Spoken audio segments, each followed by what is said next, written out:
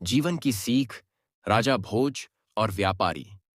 यह एक मनोवैज्ञानिक सत्य है कि जैसा भाव हमारे मन में होता है, वैसा ही भाव सामने वाले के मन में आता है। इस संबंध में एक ऐतिहासिक घटना सुनी जाती है जो इस प्रकार है। कहते हैं कि एक बार राजा भोज की सभा में एक व्यापारी ने प्रवेश किया। राजा ने उसे देखा तो देखते ही उनके मन में आया कि इस व्यापारी का सब कुछ छीन लिया जाना चाहिए। व्यापारी के जाने के बाद राजा ने सोचा, मैं प्रजा को हमेशा न्याय देता हूं। आज मेरे मन में यह अन्यायपूर्ण भाव क्यों आ गया कि व्यापारी की संपत्ति छीन ली जाए। उसने अपने मंत्री से सवाल किया। मंत्री ने कहा, इसका सही जवाब कुछ दिन बाद दे पाऊंगा। राजा ने मंत्री की बात स्वीकार कर ली। मंत्री विलक्षण बुद्धि का था। वह इधर उधर के सोच विचार में संयम न खोकर सीधा व्यापारी से मिलने पहुंचा। व्यापारी से दोस्ती करके उसने व्यापारी से पूछा, तुम इतने चिंतित और दुखी क्या हो? तुम तो भारी मुनाफे वाला चंदन का व्यापार करते हो। व्यापारी बोला, धारा नगरी सहित मैं कई नगरों में चंदन की गाड़ियां भरे फिर रहा हूं, पर चंदन इस बार चंदन की बिक्री ही नहीं हुई। बहुत सारा धन इसमें फंसा पड़ा है। अब नुकसान से बच पाने का कोई उपाय नहीं है। व्यापारी की बातें सुन मंत्री ने पूछा, क्या अब कोई भी रास्ता नहीं बचा है? व्यापारी हंसकर कहने लगा, अगर राजा भोज की मृत्यु हो जाए तो उनके दाह संस्कार के लिए सारा चंदन बिक सकता है। मंत्री को राजा का उत्तर देने की सामग्री मिल चुकी थी।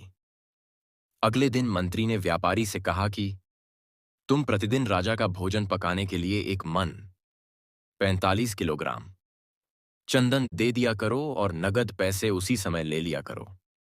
व्यापारी मंत्री के आदेश को सुनकर बदेद्दा खुश हुआ। वह अब मन ही मन राजा की लंबी उम्र होने की कामना करने लगा।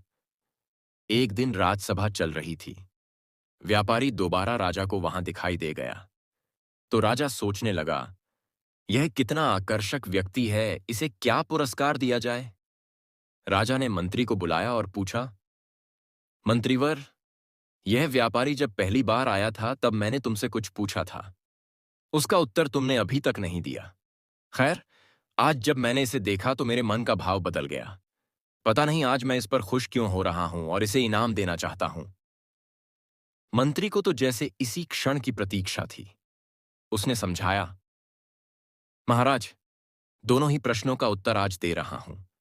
जब यह पहले आया था तब अपनी चंदन की लकड़ियों का ढेर बेचने के लिए आपकी मृत्यु के बारे में सोच रहा था, लेकिन अब एक रोज आपके बॉन्ड के लिए केक की एक मन लकड़ियां देता है, इसलिए अब ये आपके लंबे जीवन की कामना करता है। यही कारण है कि पहले आप इसे दंडित करना चाहते थे और अब इनाम देना चाहते हैं।